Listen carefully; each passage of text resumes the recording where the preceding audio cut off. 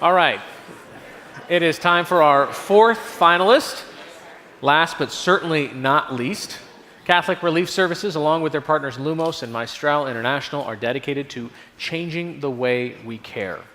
Families, they will remind you, are the original Department of Health, the Department of Education, Department of Welfare.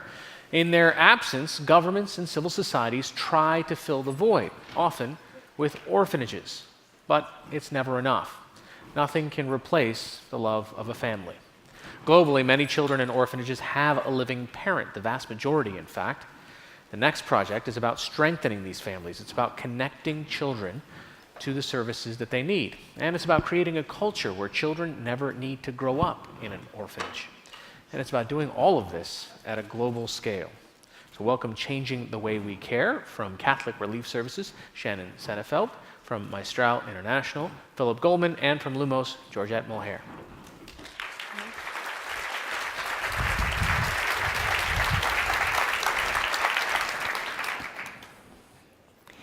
8 million children around the world live in orphanages today. The devastating reality is that the majority of those children actually have a living parent.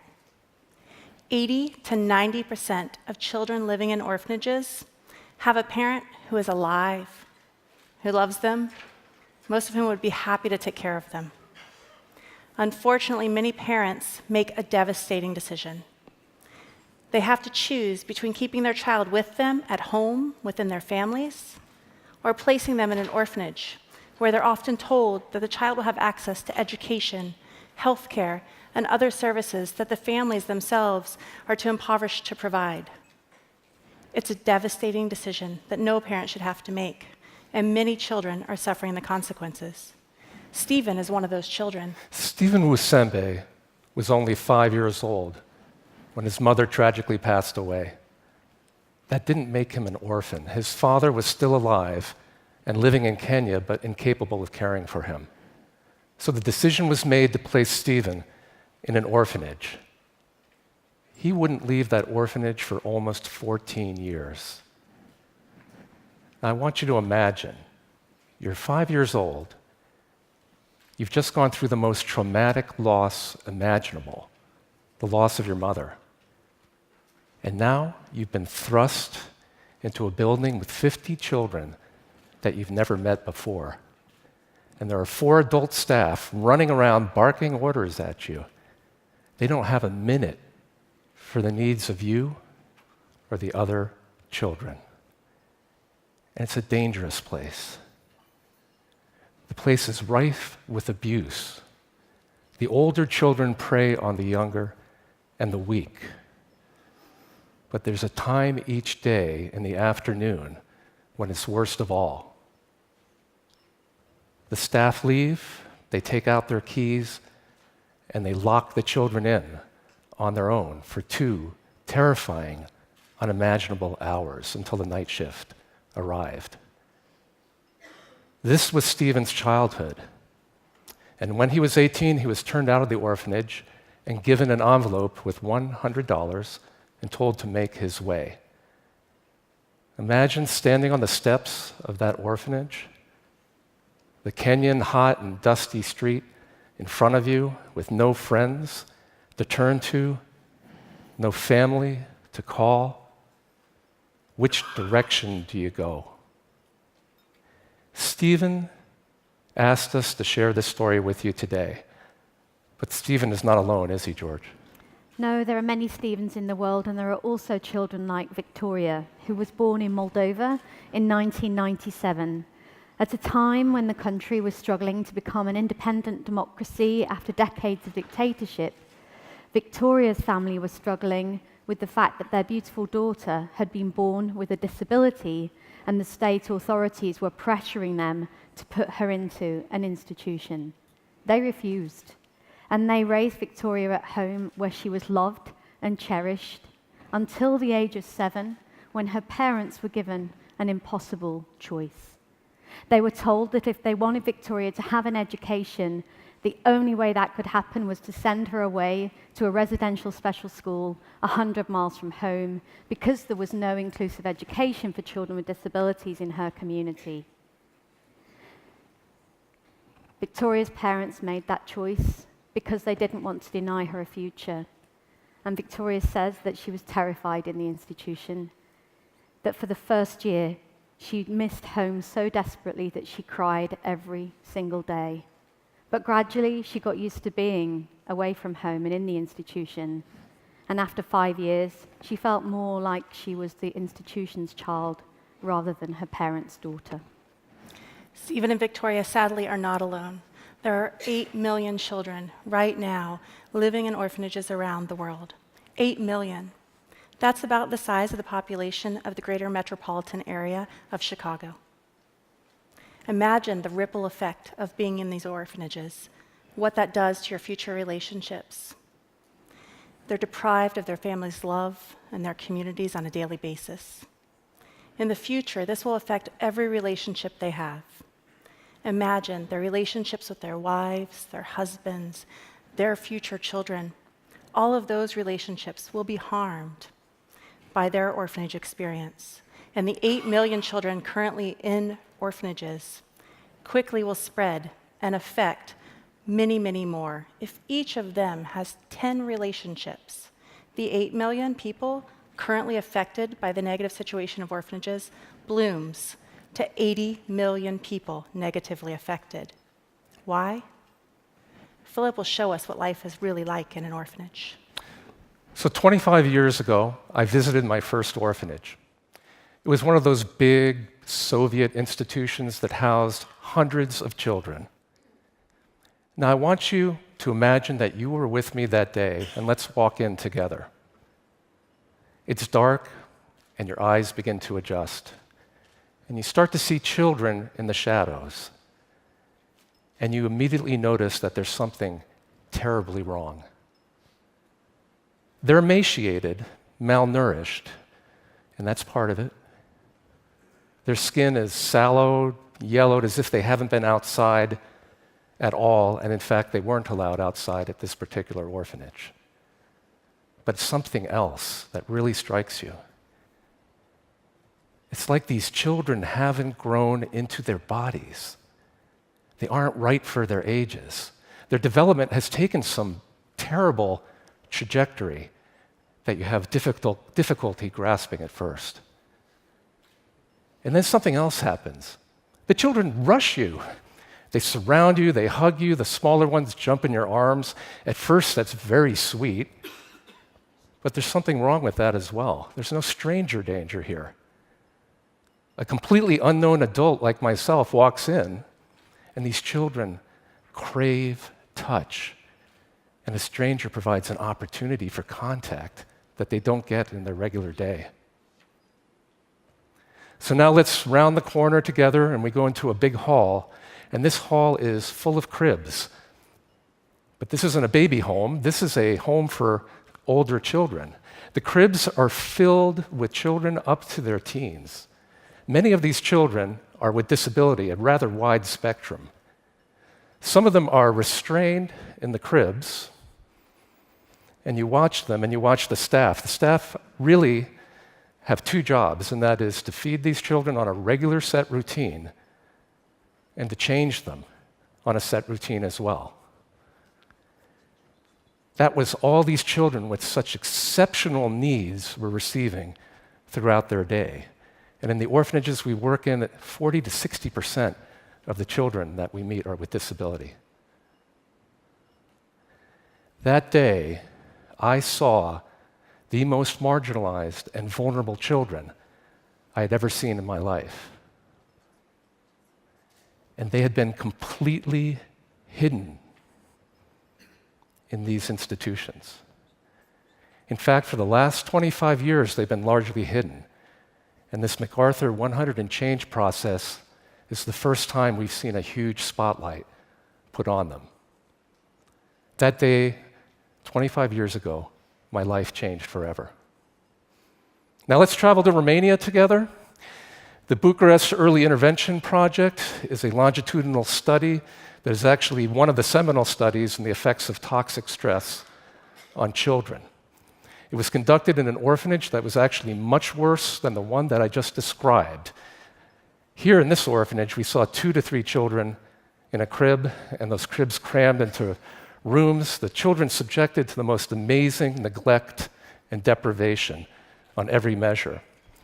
Now, I want you to look at this first picture coming up and tell me how old you think this child is. Shout it out. It's a 14-year-old girl. And one more. Shout out, how old?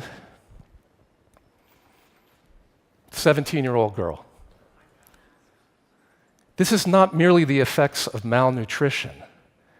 These are the effects of a combination of severe neglect, of toxic stress on the negative side of the balance, and of the lack of nurture, care, and stimulation that every child needs and deserves.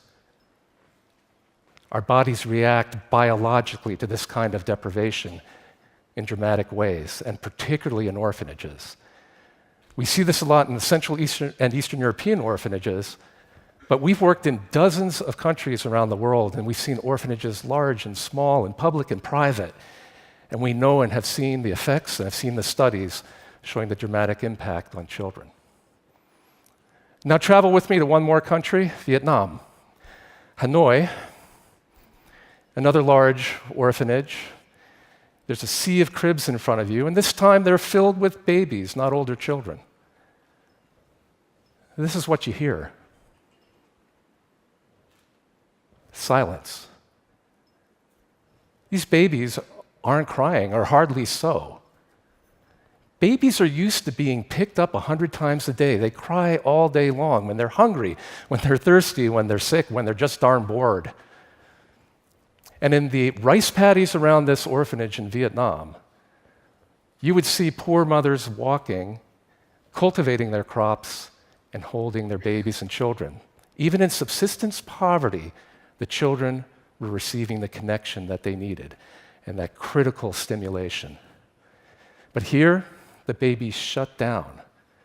Crying doesn't elicit a response because, once again, they're served on a routine. They're fed at a set time, and they're changed at a set time, and their world is the crib. Now imagine, these babies, their brains are tripling in size by the age of 2 or 3. Every day matters to these kids. These cribs are the foundation for the rest of their lives. And this is why we feel such a terrific urgency to get these babies out and into safe and nurturing families. Now, these issues have solutions. They're not purely theoretical, they're very practical. And George is going to tell us about them. As Philip said, some countries around the world have already started to try to solve this problem. It's a problem that the United States and many developed nations moved away from long ago, but you've probably heard less about countries like Sudan. In 2003, I was asked by UNICEF and some local civil society organizations to try and help them with the only baby institution in Khartoum, the country's capital. And at that stage, approximately 1,000 babies were left on the streets of Khartoum every year. These were predominantly newborns, born to young women outside marriage. These were young women who were terrified of their parents' response to their pregnancy, but were even more terrified of being punished under Sharia law. 100 lashes delivered in public. So they left the babies on the streets, and if you can imagine, the life expectancy of a baby on the streets of Khartoum is a few hours. Half the babies died there, and the other half would be admitted to the Mygoma Baby Orphanage, where the mortality rate was 82%. Babies were dying around us every single day. These babies were labeled as illegal, and they were deemed as guilty of their parents' sin. And because of this, there was very little investment in looking after them. There was no milk formula, there were no bottles, there was no sterilizing equipment. Newborn babies were being fed by pouring cups of cow's milk into their mouths. It was a miracle that any of the babies survived at all. But within a year, we had turned this round, and it was my absolute privilege to work together with government, with communities, with civil society, imams, doctors, journalists, human rights lawyers, police officers, and social workers. And together, we built an alternative family care program. Thousands of generous Sudanese families lined up to become emergency foster parents and adoptive families. And the mortality rate in the family program was less than 1%. Even the babies who came in a precarious state of health from the streets to the emergency families were flourishing. And this is because babies who otherwise would have lain in cots all day long in the institution were never out of the arms of their foster mothers and fathers, brothers, sisters, aunties, grannies. The extended family in Sudan came to the rescue. But in order to really solve the problem, we also knew that we had to focus on prevention, because otherwise Sudan would have needed an endless supply of foster parents, which is unsustainable in any country. So we worked quietly behind the scenes with religious leaders, and we built a communications program that changed societal attitudes to these babies and to their mothers. And within 3 years, we had achieved a reinterpretation of Sharia law that decriminalized being a single mother in Sudan. And because of this, it was possible to do prevention work in the community, and today there are more than 7,000 children who are living in their birth families or adoptive families in Sudan who would otherwise have been dead. And part of bringing this to scale and making it sustainable for the long term in a country like Sudan was ensuring that the government would finance it. So we worked with the government to identify a funding stream that could be sustainable for the long term.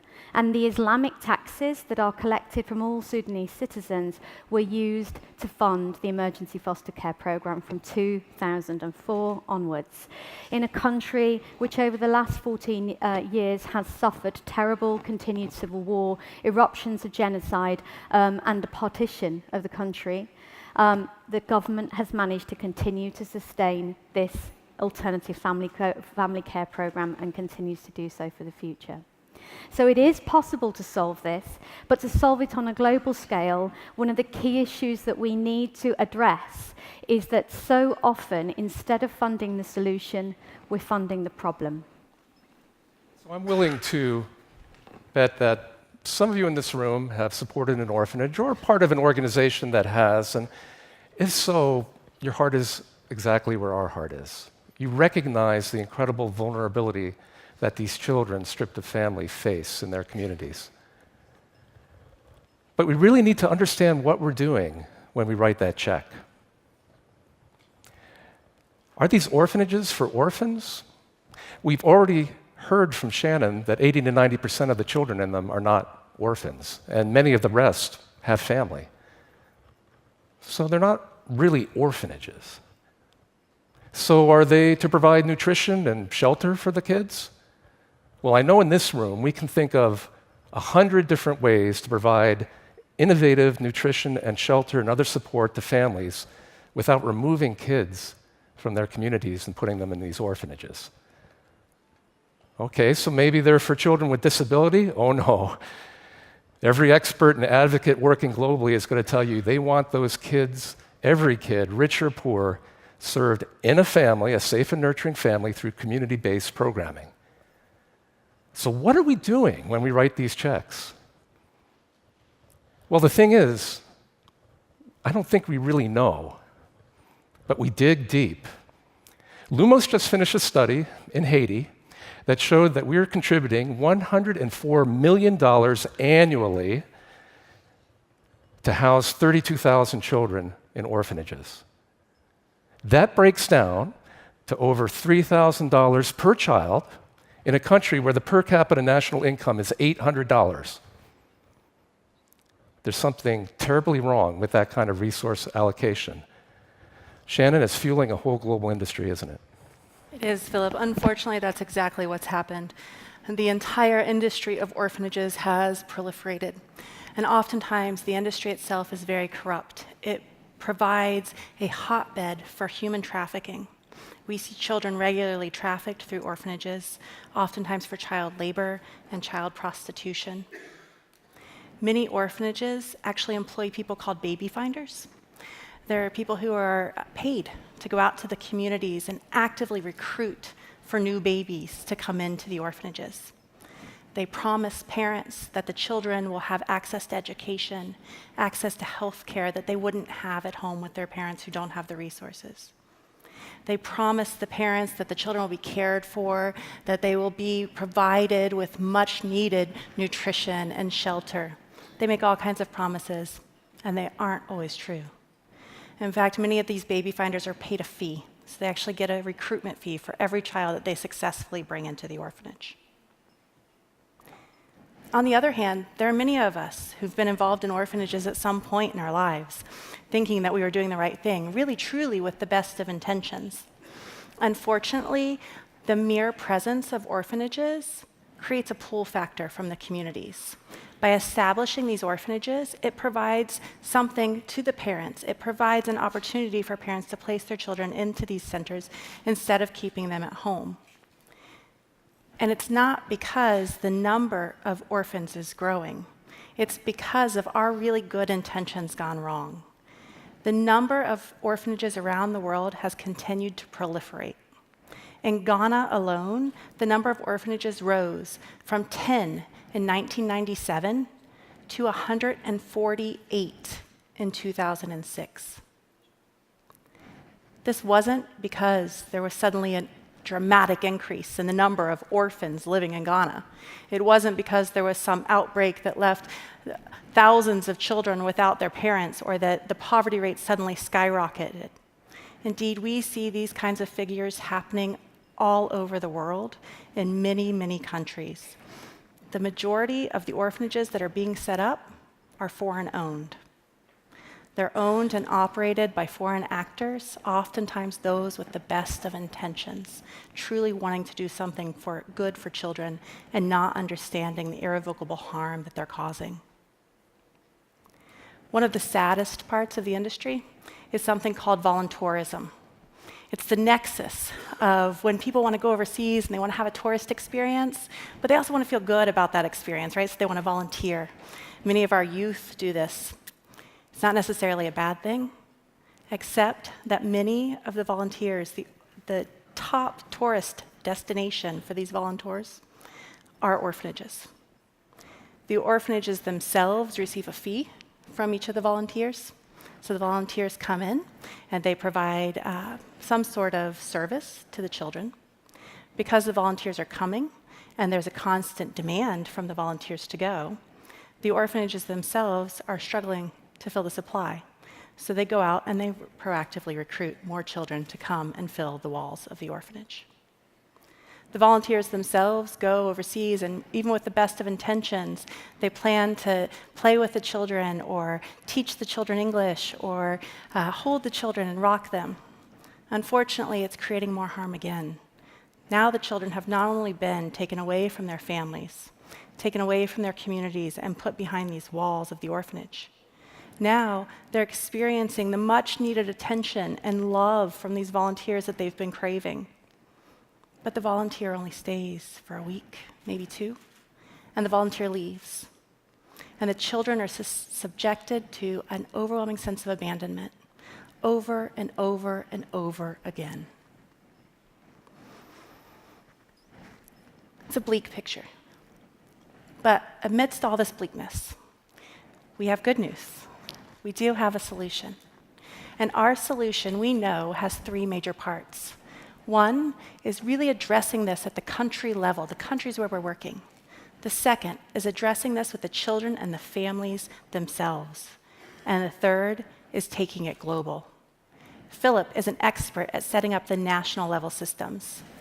Yes, Shannon, success is possible, and Rwanda is a great case. If you had been to Rwanda in 1994, you would have been hard-pressed to find a single orphanage. Rwandan families and communities took care of their own. But in 1994, the genocide occurred, and those communities were devastated. Dozens of orphanages sprung up across the country, housing thousands of children. Those children stayed until they became adults and exited, but do you think that the orphanages closed at that point?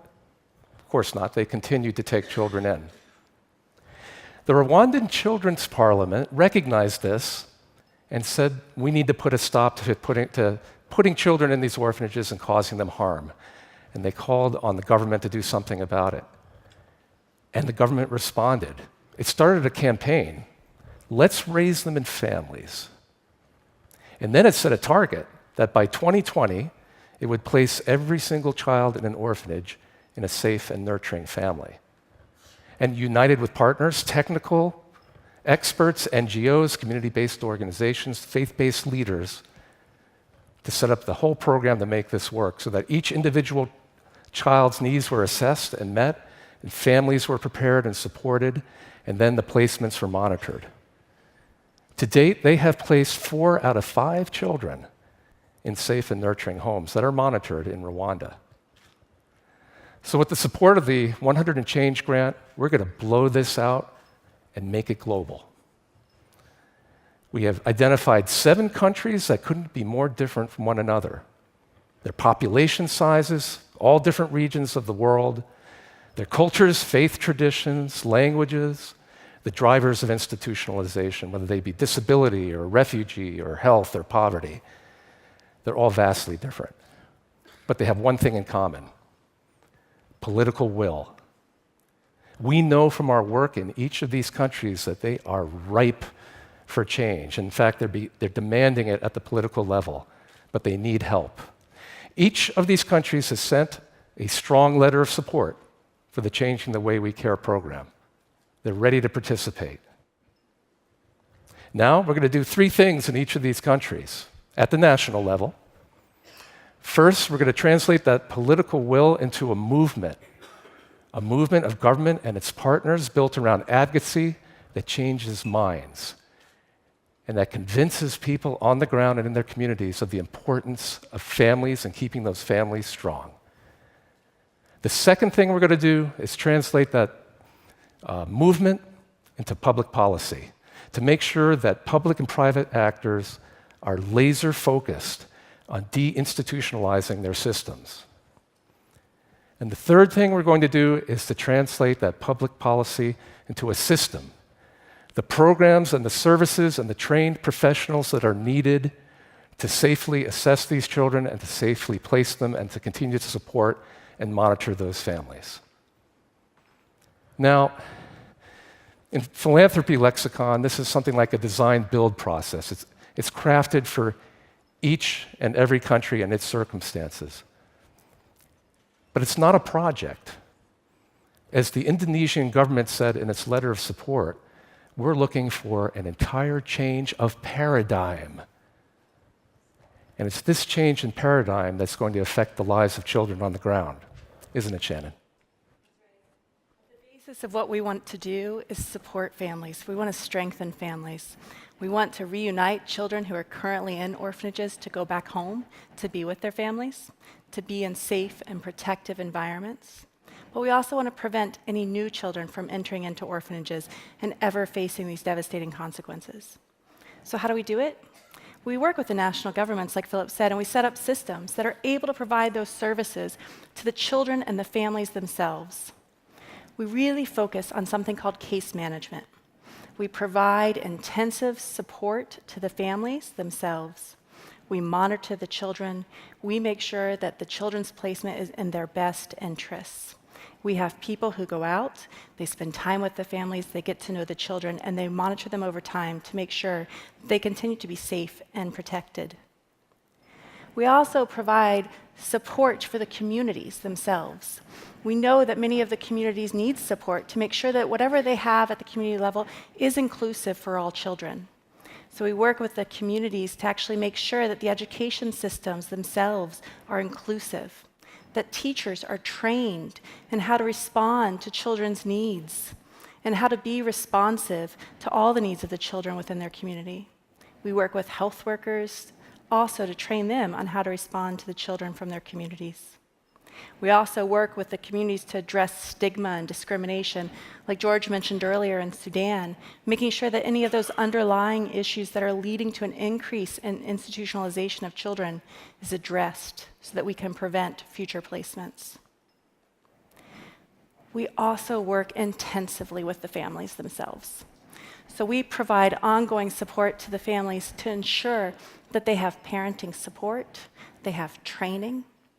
When a family is welcoming a child back home from an orphanage, we work with them to make sure that they know how to respond to the needs of their children within the household, how to respond to the trauma, how to respond to the reintegration. We link parents up together so that they have support amongst one another. We also provide basic economic strengthening activities and support. So whether that is linking families up with cash transfer programs that the government's supporting, whether that is providing access to smaller scale savings groups, or providing literacy training for the family so that they can better use their resources. We are there walking alongside the families to make sure that they have the support that they need. We're doing this right now, community by community, but it's time to take it global. Everything that we develop in each of the countries, as we transform systems and build them in each of the 7 countries, we will use the learning to spread across 7 regions. For example, in Moldova, I know that that slide doesn't quite work with what I'm just going to say, but briefly, in Moldova, we've helped the government over 10 years to reduce the number of children in institutions by nearly 90%. And that learning is currently being used to help the Russian government and the Ukrainian government develop their plans for change. They have asked to learn from what happened in Moldova, and that is developing change programs for more than 500,000 children currently languishing in the sorts of orphanages that Philip showed you earlier. Our program in Haiti together is going to work to demonstrate how it is possible in a country with quite weak governance and with extreme poverty, and that is continuously lashed by political change and also by terrible, devastating environmental and weather incidents such as hurricanes and earthquakes. We are going to show how it's possible in a country like that to build a stable system to protect children. And most importantly, we are going to help to shift the money. That 100 million currently going into Haiti to fund 30,000 children in orphanages, but which is actually most of that money going into the pockets of traffickers, will be diverted and will be used to help 340,000 children to live in families, be in schools, and have the possibility to develop to their full potential. Each of the countries' programs will teach the other countries around it and will help us to build regional movements that we use to put pressure on the global decision makers so that changing the way we care becomes a priority, a top priority for sustainable development for the planet. At the same time, a global communications program will be educating people across the world, societies across the world, on the harm caused by orphanages, because so few people know how harmful they are, but also showing how the real change for children lies within families and in communities themselves. And we will work with donors across the world, from the volunteer giving $500 to the European Union giving $5 billion a year in global aid. We will ensure that money currently spent in orphanages is shifted across to the community-based services, health, education, and social protection that the most vulnerable children and families need. And all of this will be led and informed by children themselves. As one young girl said to me recently, who was in an institution but then had the luck to be moved to a foster family, she said, "We need to stop investing in buildings and start investing in families." Because when you invest in families, it's like investing in the blacksmith who forges the suit of armor that children need, which is love. Governments, communities, donors, professionals, families, and especially children themselves. Together, we will create an unstoppable global movement for change. Stephen and Victoria are not alone. 8 million Stephens and Victorias are out there. I'm happy to let you know that today, Stephen is a thriving adult. Thanks to a social worker who took a special interest in him and his own resilience, he was able to go on to university. He graduated from university in the Netherlands, realized that he didn't know where home was and decided to make it his life's work to speak on behalf of other children like himself, to ensure that all children had access to a family. He went back to Kenya. He created the Kenya Care Leavers Society, a group of adults who have left care after participating in orphanage care as a child. He's also a global advocate for children's issues. Victoria was able to return back home when her school and her community became inclusive. She's 20 years old today. She graduated from high school 2 years ago, and now she volunteers with her local school. She's also an advocate with the Lumos Youth Advisory Board, and she also joined us along with a larger group of youth advocates from Bulgaria, the Czech Republic, and Moldova in May to inform our project and provide advice and recommendations to changing the way we care. I'm extremely honored to let you know that Stephen and Victoria are both here with us today.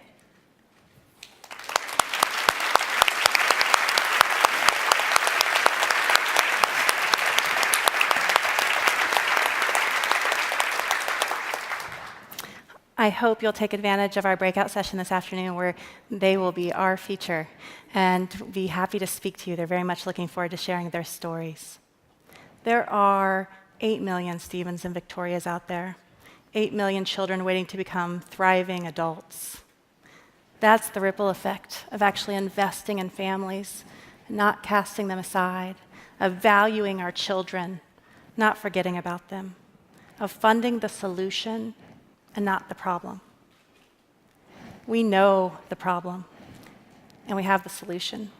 And together, we have the experience, the expertise, and the passion to change the way the world cares for children. And it all starts now. The change begins with you. You will change the lives of millions of children forever. Join us in changing the way we care. Thank you.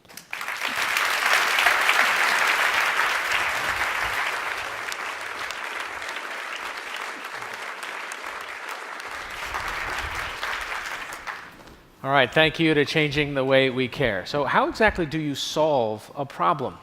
One where the need is so obvious, so urgent, but it seems intractable. As we've seen, there's no one answer, but there are answers, and that there are actually solutions out there that you can invest in. Solutions that we can scale, solutions that we can make possible. After those 4 presentations, I'm a little more inspired, and I'm a little more hopeful as a jaded journalist. As an enemy of the people. And I'm grateful, grateful for the hard work and dedication of all who've participated in the 100 and Change competition. And that's especially true of the 4 presentations. They have been working on these presentations since they became finalists. These 4 bold solutions that inspired us all. They're not finished quite yet. After lunch, we break into smaller groups. As a reminder, your schedule is on the personalized program that you received at registration. There will be breakout sessions with each of our finalists, giving you the opportunity to explore a little more, to learn from them on a more personal level. We will close the day with a reception where we can all connect, share our thoughts, and celebrate the optimism and inspiration of this day. Then, on Wednesday, December 20th, MacArthur plans to announce the winner of its $100 million grant. But this work won't end with one grant or a single winner. There are hundreds of projects that are ready to go, ready to be funded. Today is just the beginning. So thank you all very much.